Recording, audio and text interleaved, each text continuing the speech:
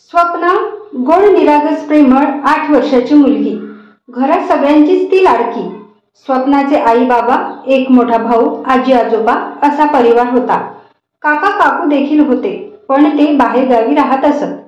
स्वप्ना सुट्ट्या म्हटलं की नेहमी खुश असायची, पण का कोण जाणे आजकाल स्वप्ना खूप अस्वस्थ राहत होती। स्वप्नाचं कशातच मन रमत नव्हतं। स्वप्ना तिच्या मित्रमैत्रिणीबरोबर देखील खेळत नव्हती। सुट्टीचं नाव काढताच आनंदून जाणारी स्वप्ना आज मात्र दुखी उदास रडलेली होती। तिचा रडलेला चेहरा चित्राला म्हणजे स्वप्नाच्या आईला पाहवला नाही। तिने स्वप्नाला जवळ घेत उदासीपणाचं कारण विचारलं, बाळ काय झालं तुला? पहिले सुट्ट्या म्हटलं की किती खुश असायचीस तू, मग आता असं काय झालं शोना?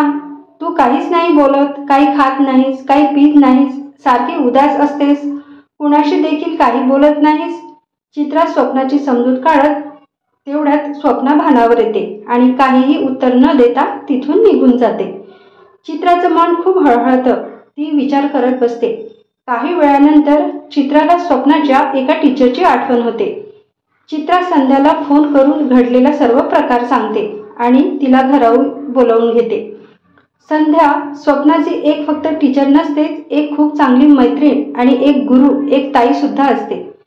संध्या स्वप्नाच्या खोलीत जाते आणि प्रेमाने स्वप्नाला आवाज देते। संध्याचा आवाज ऐकताच स्वप्ना हुंदके द्यायला लागते। संध्याला काय बोलावं हेच कळत नाही।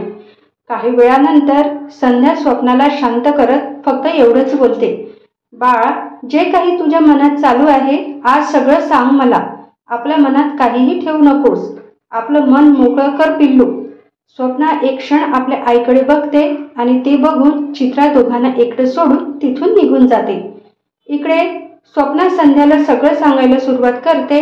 काही वेळानंतर स्वप्नाचं ते भयानक सत्य ऐकून संध्याचं मन हेलावतं, तिच्या डोळ्यात पाणी येतं। आपले डोळे पुसत संध्या स्वप्नाला हळूच जवळ घेते आणि प्रेमाने तिचे डोळे पुसते। काही वेळानंतर संध्या खोली बाहेर येते आणि चित्राला आणि सारंगला म्हणजे स्वप्नाचे बाबा यांना सगळं सांगते। बरं झालं तुम्ही मला बोलावून घेतलं, खूप कोमेजून गेलीय पोर। चित्रा संध्याला चिंतेत विचारते, पण नेमकं काय झालंय तिला? आम्ही इतके दिवस झालं विचारतोय, पण ती काहीही बोलत नाही। शेवटी न राहवलं म्हणून तुम्हाला बोलावून घेतलं। संध्या त्यांना सांगते, बरं झालं तुम्ही मला बोलावून घेतलं। मी जे ऐकलं आहे ते खूप भयानक आहे, पण आता तुम्हाला खूप खंबीर व्हावं लागेल, तेव्हाच तिला तुम्ही खंबीर बनवू शकाल। तिला खूप खंबीर बनवा आणि तिला चांगल्या वाईट स्पर्शाचं महत्त्व पटवून द्या। स्वप्नाने सांगितलं की तिला चुकीच्या अर्थाने स्पर्श केला जातोय। तुमच्याच कॉलनीतले माधवराव तिला घरी बोलावतात आणि नको त्या ठिकाणी स्पर्श करतात, तिला त्याचा खूप त्रास होतोय।